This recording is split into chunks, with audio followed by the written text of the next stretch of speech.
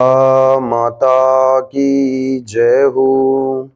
ओम प्रातः स्मरामि गणनाथ मनाथ बंधो सिंदूर पूर्शोभित गंडयुग्यम उद्दंड विघ्न परिखंडन चंड दंड माखंडलादिसुरना यक वृंद वृंदम। ओम अथ दुर्गा श्री दुर्गायै नमः।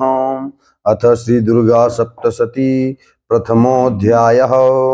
मेधा ऋषि का राजा सुरथ और समाधि को भगवान की महिमा बताते हुए मधुकैटभ वध का प्रसंग सुनाना।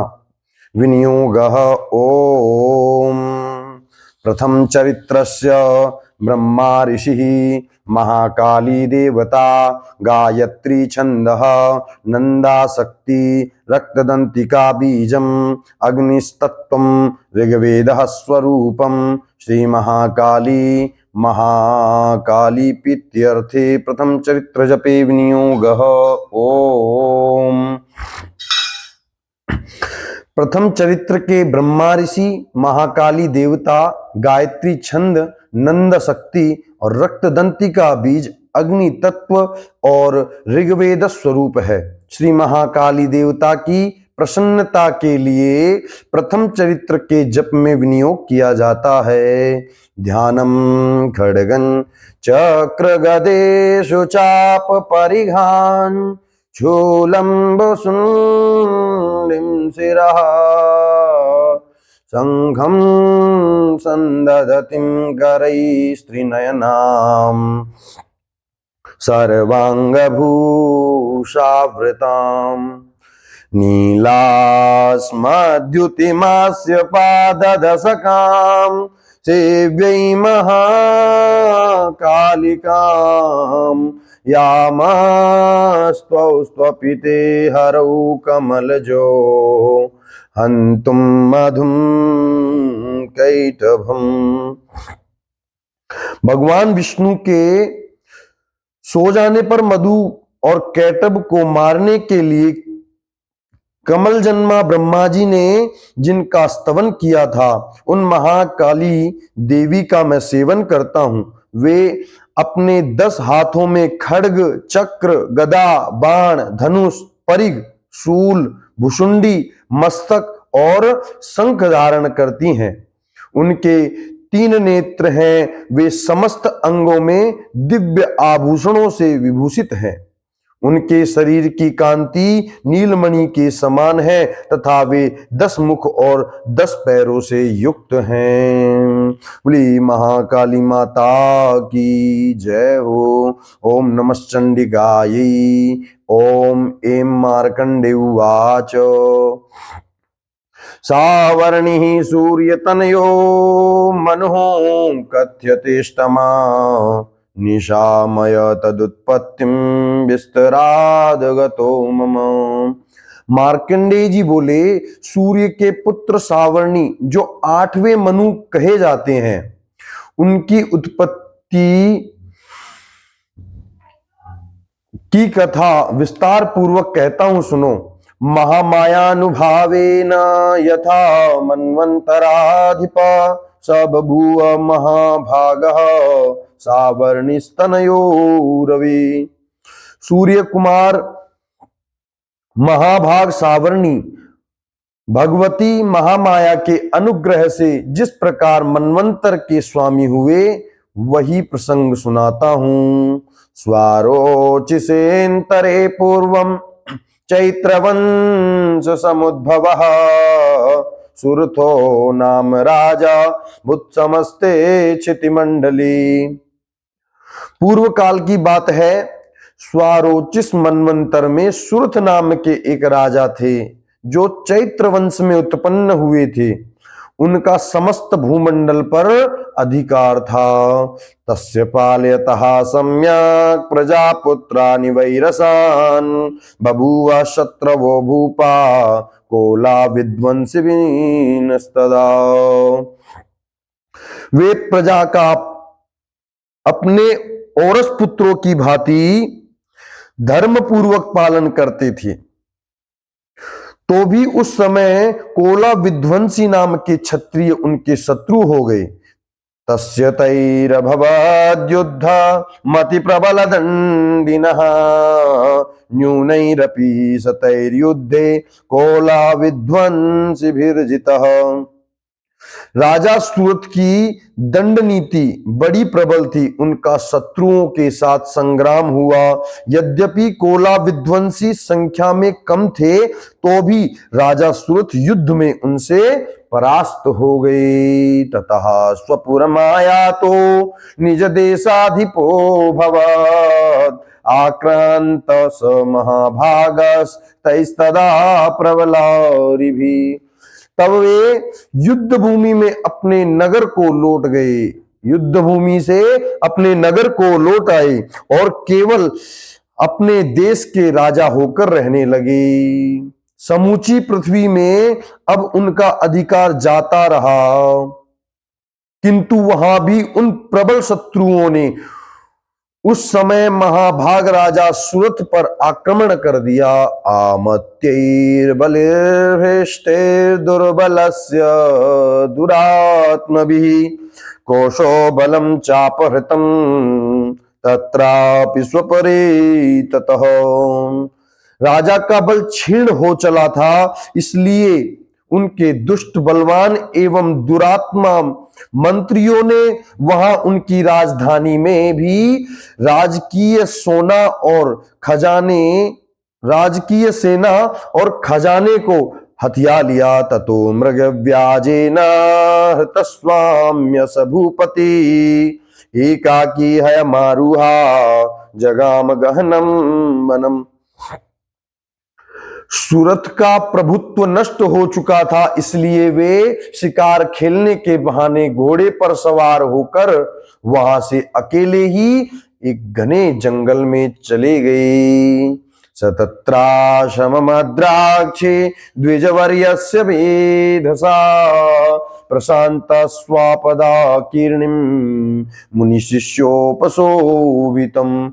वहां उन्होंने विप्रवर मेधा मुनि का आश्रम देखा, जहां कितने ही हिंसक जीव अपनी स्वाभाविक हिंसावृत्ति छोड़कर परम शांत भाव से रहते थे। मुनि के बहुत से शिष्य उस वन की शोभा बढ़ाते रहते थे।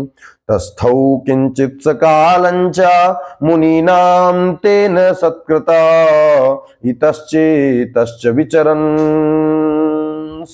तस्मिन् मुनिवराश्रयी। वहां जाने पर मुनि ने उनका सत्कार किया और वे उन मुनि श्रेष्ठ के आश्रम पर इधर उधर विचरते हुए कुछ काल तक रहे।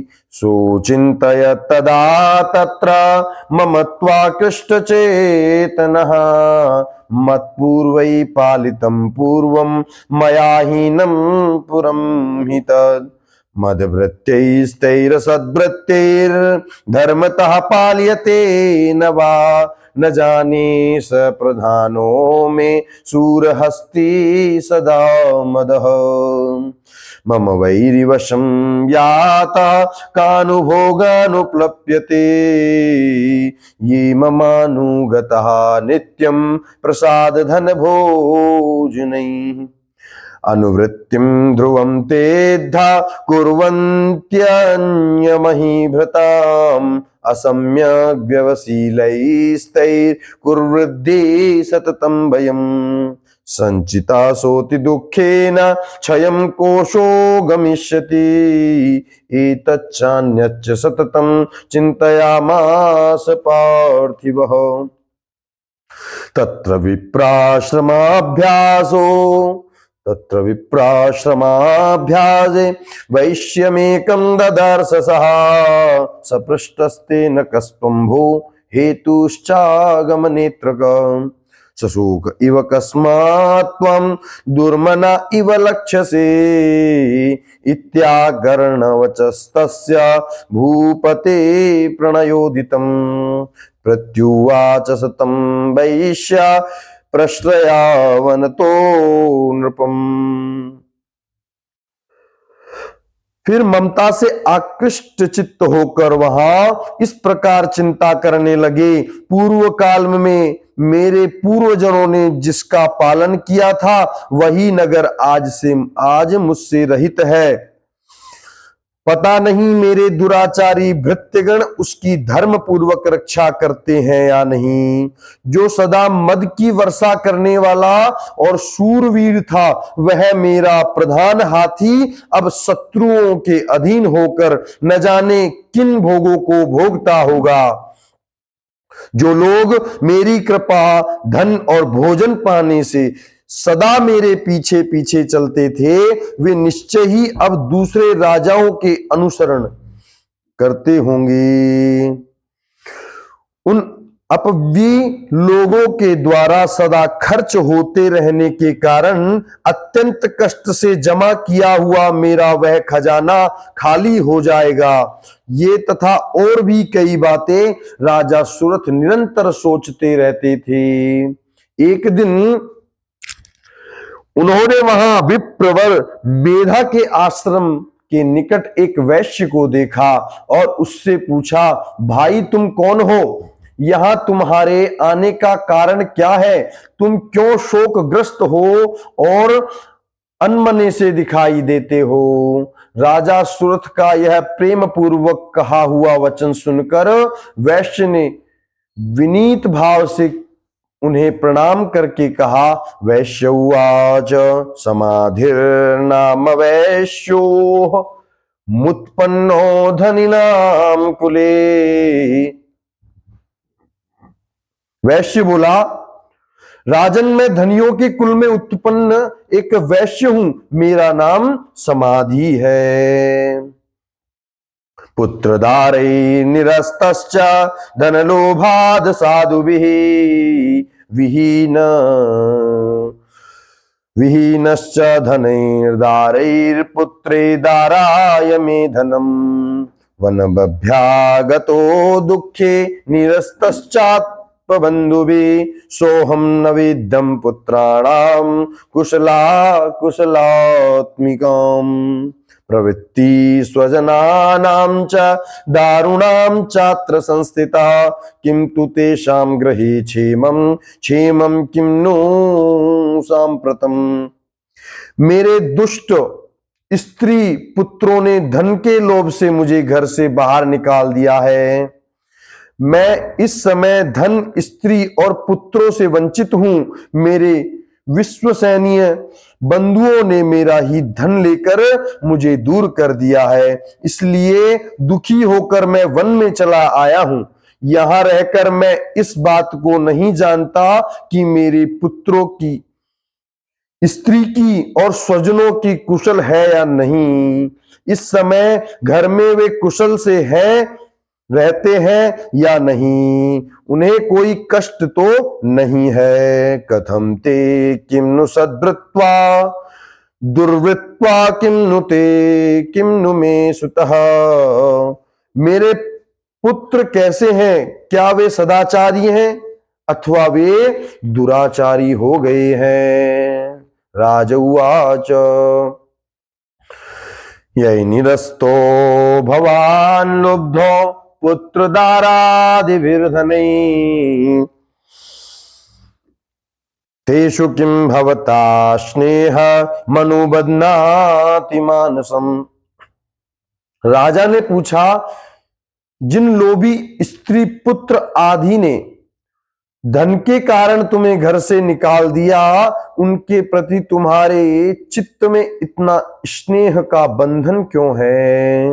वैश्य उवाच एवमेतद्यथा प्राह भवान् अस्मद्गतं वचः। वैश्य बोला, आप मेरे विषय में जैसी बात करते हैं वह सब ठीक है। किं करोमि न बध्नाति मम निष्ठुरतां मनः यैव संत्यज्य पितृस्नेहं धनलुब्धैर्निराकृतम् पतिस्वजन हार्दं च हार्दिते स्वेव मे मनः किमे तन्नाभिजानामि जानन्नपि महामते। यत्प्रेम प्रवणं चित्तं विगुणेष्वपि बन्धुषु तेषां कृते मे निःश्वासो दौर्मनस्यं च जायते। किंतु क्या करूं, मेरा मन निष्ठुरता नहीं धारण करता। जिन्होंने धन के लोभ में पड़कर पिता के प्रति स्नेह, पति के प्रति प्रेम तथा आत्मनीय जन के प्रति अनुराग को तिलांजलि दे मुझे घर से निकाल दिया है, उन्हीं के प्रति मेरे हृदय में इतना स्नेह है। महामते, गुणहीन बंधुओं के प्रति भी जो मेरा चित्त इस प्रकार प्रेम मग्न हो रहा है, यह क्या है, इस बात को मैं जानकर भी नहीं जान पाता। उनके लिए मैं लंबी सांसें ले रहा हूं और मेरा हृदय अत्यंत दुखित हो रहा है। किम करोमि करोमि किम यन्न मस्ते स्वप्रीति सुनिष्ठुरम। उन लोगों में प्रेम का सर्वथा अभाव है, तो भी उनके प्रति जो मेरा मन निष्ठुर नहीं हो पाता, इसके लिए क्या करूं। मार्कंडे उवाच ततस्तो सहितो विप्रा तम मुनि समुपस्थितो समाधिर्नाम वैश्योऽसौ सच पार्थिव सत्तम। कृत्वा तुतो यथा न्यायं यथार्हं तेन संविदम् उपविष्टो कथा काश्चित् चक्रतुर्वैश्य पार्थिवो। मार्कंडेय जी कहते हैं, ब्राह्मण तदंतर राजाओं में श्रेष्ठ सुरथ और वह समाधि नामक वैश्य दोनों साथ साथ मेधा मुनि के सेवा में उपस्थित हुए और उनके साथ यथा योग्य न्यायानुकूल विनय पूर्वक बर्ताव करके बैठे। तत्पश्चात वैश्य और राजा ने कुछ वार्तालाप आरंभ की। राजउवाच भगवान स्वामहं प्रष्टुमिच्छाम्येकं वदस्य तत्। राजा ने कहा, भगवान मैं आपसे एक बात पूछना चाहता हूं, उसे बताएं। दुखाय यन्मे मनसः स्वचित्ताय ततां विना मम त्वं गतराजस्य राजांगे स्वखिलेष्वपि। मेरा चित्त अपने अधीन न होने के कारण वह बात मेरे मन को बहुत दुख देती है। जो राज्य मेरे हाथ से चला गया है, उसमें और उसके संपूर्ण अंगों में मेरी ममता बनी हुई है। जानतोपि यथाज्ञस्य किमे तन्मुनि सत्तमा अयं च निकृतः पुत्रैर्दारैर्भृत्यैस्तथोज्झितः। मुनि श्रेष्ठ, यह जानते हुए भी कि वह अब मेरा नहीं है, अज्ञानी की भांति मुझे उसके लिए दुख होता है। यह क्या है, इधर यह वैश्य भी घर से अपमानित होकर आया है, इसके पुत्र स्त्री और भृत्यों ने इसे छोड़ दिया है। स्वजनेन च सत्यक्तस्ते सुहार्दे तथाप्यति एवमेष तथा हम च द्वाप्यत्यंत दुखितो। स्वजनों ने भी इसका परित्याग कर दिया है, तो भी यह उनके प्रति अत्यंत हार्दिक स्नेह रखता है। इस प्रकार यह तथा मैं दोनों ही बहुत दुखी हैं। दृष्ट दोषेऽपि विषये ममत्वा कृष्ट मानसो तत्किमे तन्महाभागा यन्मोहो ज्ञानिनोरपि ममस्य च भवत्येषा विवेकान्धस्य मूढतः। जिसमें प्रत्यक्ष दोष देखा गया है, उस विषय के लिए भी हमारे मन में ममता जनित आकर्षण पैदा हो रहा है। महाभाग, हम दोनों समझदार हैं तो भी हम में जो मोह पैदा हुआ है यह क्या है? विवेक शून्य पुरुष की भांति मुझ में और इसमें भी यह मूढ़ता प्रत्यक्ष दिखाई देती है। ऋषिरुवाच ज्ञानमस्ति समस्तस्य जंतोर्विषय गोचरे। ऋषि बोले, महाभाग, विषय मार्ग का ज्ञान सब जीवों को है। विषयश्च महाभाग याति चैव पृथक पृथक दिवान्धा प्राणिना केचित् ध्रात्राबन्धास्तथा परि। इसी प्रकार विषय भी सबके लिए अलग अलग है। कुछ प्राणी दिन में नहीं देखते और दूसरे रात में नहीं देखते। केचित् दिवा तथा रात्रो प्राणिनस्तुल्य दृष्टयः ज्ञानिनो मनुजा सत्यम किंतु तेन हि केवलम। तथा कुछ जीव ऐसे हैं जो दिन और रात्रि में भी बराबर ही देखते हैं। यह ठीक है कि मनुष्य समझदार होते हैं, किंतु केवल वे ही ऐसे नहीं होते। यतो ही ज्ञानिनः सर्वे पशु पक्षी मृगादयः ज्ञानं च तन्मनुष्याणां यत्तेषां मृगपक्षिणाम्। पशु पक्षी और मृग आदि सभी प्राणी समझदार होते हैं। मनुष्यों की समझ भी वैसी ही होती है जैसी उन मृग और पक्षियों की होती है। मनुष्याणां च यत्तेषां तुल्यमन्यत् तथो भयो ज्ञानेऽपि सति पश्येतान् पतंगान् छावचंचुषु। कणमोक्षादृतान् मोहात् पीड्यमानानपि क्षुधा मानुषा मनुजव्याघ्र साभिलाषा सुतान् प्रति। लोभात् प्रत्युपकाराय नन्वितान् किं न पश्यसि तथापि ममता वर्ते मोहगर्ते निपातितः। महामाया प्रभावेण संसार स्थितिकारिणा तन्नात्र विषयः विस्मयः कार्यो योग निद्रां जगत्पते। महामाया हरेश्चैषा तथा सम्मोहिते जगत् ज्ञानिनामपि चेतांसि देवी भगवती हिषा बलादाकृष्य मोहाय महामाया प्रयच्छति। तया सृज्यते तया विसृज्यते विश्वं जगदि तच्चराचरं सैषा प्रसन्ना वरदा नृणां भवति मुक्तये। सा विद्या परमा मुक्तिर्हेतुभूतां सनातनी संसार बंधु हेतुश्च सैव सर्वेश्वरेश्वरी। तथा जैसी मनुष्यों की होती है वैसी ही उन मृग पक्षी आदि की होती है। यह तथा अन्य बातें भी प्राय दोनों में समान ही है। समझ होने पर भी इन पक्षियों को तो देखो ये स्वयं भूख से पीड़ित होते हुए भी मोहवश बच्चों की चोंच में कितने चाव से अन्न के दाने डाल रहे हैं।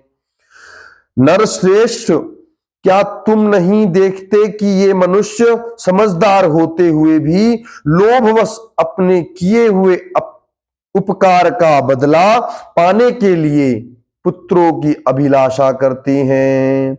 यद्यपि उन सब में समझ की कमी नहीं है, तथापि वे संसार की स्थिति जन्म मरण की परंपरा बनाए रखने वाले भगवती महामाया के प्रभाव द्वारा ममतामय भंवर से युक्त मोह के गहरे गर्त में गिराए गए हैं।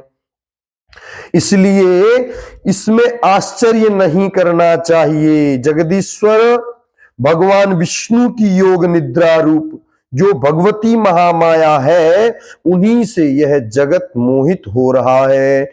वे भगवती महामाया देवी ज्ञानियों के भी चित्त को बलपूर्वक खींचकर मोह में डाल देती हैं। वे ही इस संपूर्ण चराचर जगत की सृष्टि करती हैं तथा वे ही प्रसन्न होने पर मनुष्यों को मुक्ति के लिए वरदान देती हैं। वे ही पराविद्या, संसार बंधन और मोक्ष की हेतुभूता सनातनी देवी तथा संपूर्ण ईश्वरों की भी अधिष्ठात्री देवी है। बोली दुर्गा मैया की जय हो। राजउवाच भगवान का ही सा देवी महामायैति यां भवान ब्रवीति कथमुत्पन्ना सा कर्मास्याश्च किं द्विजः यत्प्रभावाच सा देवीं यत्स्वरूपाय दद्ध्वा तत्सर्वं श्रोतुमिच्छामि त्वत्तो ब्रह्मा विदाम्बरः। राजा ने पूछा, भगवान जिन्हें आप महामाया कहते हैं वे देवी कौन है? ब्राह्मण उनका आविर्भाव कैसे हुआ तथा उनके चरित्र कौन कौन हैं? ब्रह्मवेत्ताओं में श्रेष्ठ महर्षि उन देवी का जैसा प्रभाव हो, जैसा स्वरूप हो और जिस प्रकार प्रादुर्भाव हुआ हो वह सब मैं आपके मुख से सुनना चाहता हूं। ऋषिरुवाच नित्यैव सा जगन्मूर्तिस्तया सर्वमिदं बतत् तथापि तत्समुत्पत्तिर्बहुधा श्रूयतां मम देवानां कार्यसिद्ध्यर्थम् आविर्भवति सा यदा उत्पन्नेति तदा लोके सा नित्याप्यभिधीयते। योगनिद्रां यदा विष्णोर्जगत्ते कारणविकृते आस्तीर्यशेषमभवत् कल्पान्ते भगवान् प्रभु तदा द्वावसुरो घोरो विख्यातो मधुकैटभो विष्णु कर्मणलोद्भूतो हन्तुं ब्रह्माणमुद्धतो सनाभि कमले विष्णो स्थितो ब्रह्मा प्रजापतिः दृष्ट्वा तावसुरो चोग्रो प्रसुप्तं च जनार्दनम् तुष्टावयोग निद्रां तामेकाग्रहृदया स्थितः विबोधनार्थाय हरिनेत्रकृतालयम् विश्वेश्वरि जगद्धात्री स्थिते संहारकारिणीं निद्रां भगवती विष्णों रतुलां तेजसा प्रभु। ऋषि बोले, हे राजन, वास्तव में तो वे देवी नित्य स्वरूपा ही है। संपूर्ण जगत उन्हीं का स्वरूप है तथा उन्होंने समस्त विश्व को व्याप्त कर रखा है। तथापि उनका प्राकट्य अनेक प्रकार से होता है, वह मुझसे सुनो। यद्यपि वे नित्य और अजन्मा है, तथापि जब देवताओं का कार्य सिद्ध करने के लिए प्रकट होती है उस समय लोक में उत्पन्न हुई कहलाती हैं। कल्प के अंत में जब संपूर्ण जगत एकार्णव में निमग्न हो रहा था और सबके प्रभु भगवान विष्णु शेष नाग की सैया पर बिछाकर योग निद्रा का आश्रय ले सो रहे थे, उस समय उनके कानों के मैल से दो भयानक असुर उत्पन्न हुए जो मधु और कैटभ के नाम से विख्यात थे। वे दोनों ब्रह्मा जी का वध करने को तैयार हो गए।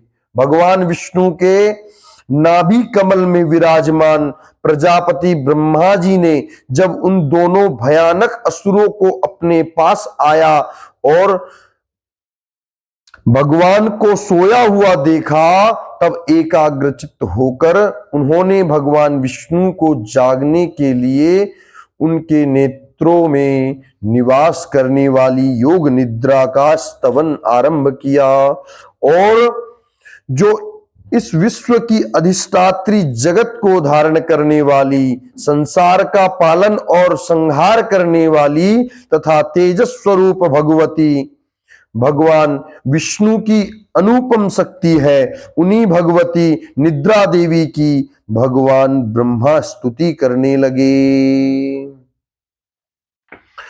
त्वं स्वाहा त्वं स्वधा त्वं हि वषट्कार स्वरात्मिका, सुधा त्वमक्षरे नित्ये त्रिधा मात्रात्मिका स्थिता, अर्धमात्रा स्थिता नित्यायानुच्चार्या विशेषतः, त्वमेव संध्या सावित्री त्वं देवी जननी परा, त्वयैतद्धार्यते विश्वं त्वयैतत्सृज्यते जगत्, त्वयैतत्पाल्यते देवीं त्वमत्यन्ती च सर्वदा। विशिष्टो सृष्टिरूपा त्वं स्थितिरूपा च पालने, तथापि संहृतिरूपान्ते जगतोऽस्य जगन्मयी, महाविद्या महामाया महामेधा महास्मृति महामोहा च भवते महादेवी महासुरी, प्रकृतेस्त्वं च सर्वस्य गुणत्रय विभावनी, कालरात्रिर्महारात्रिर्मोहरात्रिश्च दारुणा, त्वं श्रीस्त्वं ईश्वरीस्त्वं ह्रीस्त्वं बुद्धिर्बोधय लक्षणा, लज्जा पुष्टेस्तथा तुष्टेस्त्वं शान्ति क्षान्तिरेव च, खड्गिनी शूलनी घोरा गदिनी चक्रनी तथा, खड्गिनी चापिनी बाण भुसुंडी परिघायुध, सौम्या सौम्यतरा शेष सौम्येभ्यस्त्वति सुंदरी, परा पराणां परमा त्वमेव परमेश्वरी, यच्च किंचित् क्वचिद्वस्तु सदसद्वाखिलात्मके, तस्य सर्वस्य या शक्ति सा त्वं किं स्तूयते तदा, यया त्वया जगत् सृष्टा जगत्पात्यति यो जगत्, सोऽपि निद्रावशं नीतः कस्त्वं स्तोतुमिहेश्वरः, विष्णोः शरीरग्रहण महमीशान एव च, कारिस्तास्ते यतो तस्त्वं कः स्तोतु शक्तिमान् भवेत्, स्वात्वमित्थं प्रभावैः स्वैरारुदारैर्देवे संस्तुता, मोहयैतो दुराधर्षा वसुरो मधुकैटभो, प्रबोधं च जगत्स्वामी नियतामुच्यतो लघु, बोधश्च क्रियतामस्य हन्तुमेतो महासुरो। ब्रह्मा जी ने कहा, हे देवी, तुम ही स्वाहा, तुम ही स्वधा और तुम ही वशत्कार हो, स्वर भी तुम्हारे ही स्वरूप है, तुम ही जीवनदायिनी सुधा हो, नित्य अक्षर प्रणव में आकर उकार मकार इन तीन मात्राओं के स्वरूप में तुम ही स्थित हो, तथा इन तीन मात्राओं के अतिरिक्त जो बिंदु रूपा नित्य अर्ध मात्रा है, जिसका विशेष रूप से उच्चारण नहीं किया जा सकता, वह भी तुम ही हो। हे देवी, तुम ही संध्या सावित्री तथा परम जननी हो। देवी, तुम ही इस विश्व ब्रह्मांड को धारण करती हो, तुमसे ही इस जगत की सृष्टि होती है, तुम ही से इसका पालन होता है, और सदा तुम ही कल्प के अंत में सबको अपना ग्रास बना लेती हो। जगन्मयी देवी, इस जगत की उत्पत्ति के समय तुम सृष्टि रूपा हो,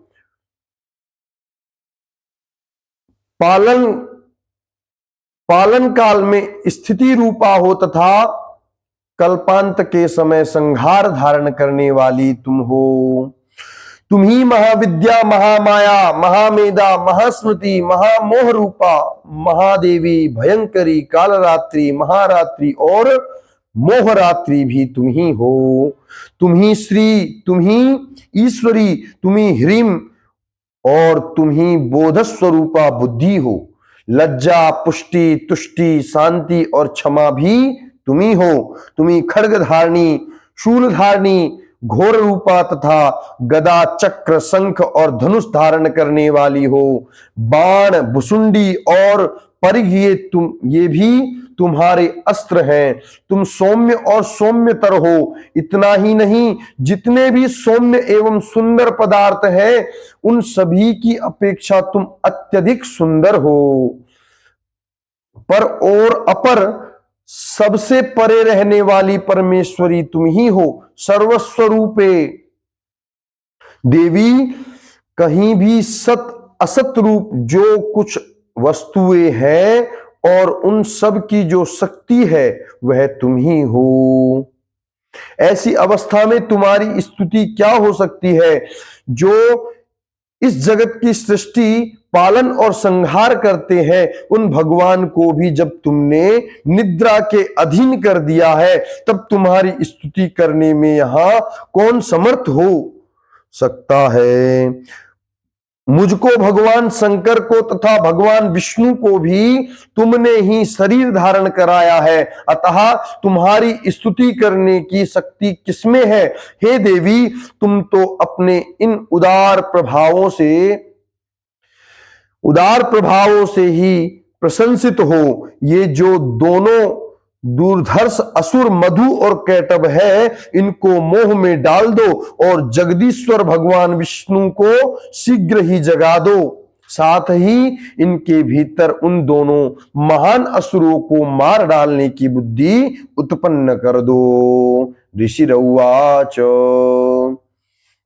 एवं स्तुता तदा देवी तामसे तत्र मेधसा वैष्णवो प्रबोधनार्थाय निहंतुम मधुकैटभो नेत्राश्च नासिका बाहु हृदयेभ्यस्तथोरसा निर्गम्य दर्शने तस्थो ब्रह्मणो व्यक्तजन्मनः उतस्थौ च जगन्नाथस्तया मुक्तो जनार्दन एकार्णवे सेना तथा सदृश्यसे चतो मधुकैटभो दुरात्मानावती वीर्य पराक्रमो क्रोधरक्ते क्षणावन्तुं ब्रह्मणां जनितोद्धमो समुत्थाय ततस्ताभ्यां युयुधे भगवान् हरि पंचवर्ष सहस्राणि बाहु प्रहरणो विभु तावप्यति बलोन्मत्तो महामाया विमोहितो उक्तवन्तो वरोस्मत्तो व्रियतामिति केशवः। ऋषि कहते हैं, हे राजन, जब ब्रह्मा जी ने वहां मधु और कैटभ को मारने के उद्देश्य से भगवान विष्णु को जगाने के लिए तमोगुण की अधिष्ठात्री देवी योग निद्रा की इस प्रकार स्तुति की, तब वे भगवान के नेत्र, मुख, नासिका, बाहु, हृदय और वक्षस्थल से निकलकर अव्यक्त जन्मा ब्रह्मा जी की दृष्टि के समक्ष खड़ी हो गई। ब्रह्मा जी की दृष्टि के समक्ष खड़ी हो गई। योग निद्रा से मुक्त होने पर जगत के स्वामी भगवान जनार्दन उस एकार्णव के जल में शेषनाग की सैया से जाग उठे। फिर उन्होंने उन दोनों असुरों को देखा। वे दुरात्मा मधु और कैटभ अत्यंत बलवान तथा पराक्रमी थे और क्रोध से लाल आंखें किए हुए ब्रह्मा जी को खा जाने के लिए उद्योत कर रहे थे। तब भगवान श्री हरि ने उठकर उन दोनों के साथ 5000 वर्षों तक बाहु युद्ध किया। वे दोनों भी अत्यंत बल के कारण उन्मत्त हो रहे थे। इधर माया ने भी उन्हें मोह में डाल रखा था, इसलिए वे भगवान विष्णु से कहने लगे, तुम्हारी वीरता से संतुष्ट है, तुम हम लोगों से कोई वर मांगो। श्री भगवान वाच भवेत्तामद्ध मे तुष्टो मम वध्यावुभावपि किमन्ये च वरेन्नात्र एतावब्धि व्रतम मम। श्री भगवान बोले, यदि तुम दोनों मुझ पर प्रसन्न हो तो अब मेरे हाथों से मारे जाओ। सब बस इतना सा ही मैंने वर मांगा है, यह यहां दूसरे किसी वर की कोई आवश्यकता नहीं है। ऋषिरुवाच वंचिताभ्यामिति तदा सर्वमापोमयं जगत् विलोक्य ताभ्यां गतिदो भगवान् कमलेक्षण आवं जहीन यत्रोर्वे सलीलेन परिप्लुप्तः। ऋषि कहते हैं, इस प्रकार धोखे में आ जाने पर जब उन्होंने संपूर्ण जगत में जल ही जल देखा, तब कमलानयन भगवान से कहा, जहां पृथ्वी जल में डूबी हुई न हो, जहां सूखा स्थान हो, वहीं हमारा वध करो। ऋषिरुवाच तथ्युक्त्वा भगवान भगवता शंख चक्र गदाभृता कृत्वा चक्रेण वे छिन्ने जगने शिरसि तयो एवमेषा समुत्पन्ना ब्रह्मणा संस्तुता स्वयं प्रभावमस्यादिव्यास्तु भूया शृणु वदामि ते। ओम। ऋषिरुवाच ऋषि कहते हैं, तब तथास्तु कहकर शंख चक्र और गदा धारण करने वाले भगवान ने उन दोनों के मस्तक अपनी जांग पर रखकर चक्र से काट डाले। इस प्रकार ये देवी महामाया ब्रह्मा जी की स्तुति करने पर स्वयं प्रकट हुई। अब पुनः तुमसे उनके प्रभाव का वर्णन करता हूं, सुनो। इति श्री मार्कंडे पुराणे सार्वणिके मनवंतरे देवी महात्म्ये मधुकैटभ वधो नाम प्रथमोऽध्यायः। इस प्रकार श्री मार्कंडे पुराण में सावर्णिक मनवंतर की कथा के अंतर्गत देवी महात्म्य में मधु और कैटभ वध नामक पहला अध्याय पूरा हुआ। ओम।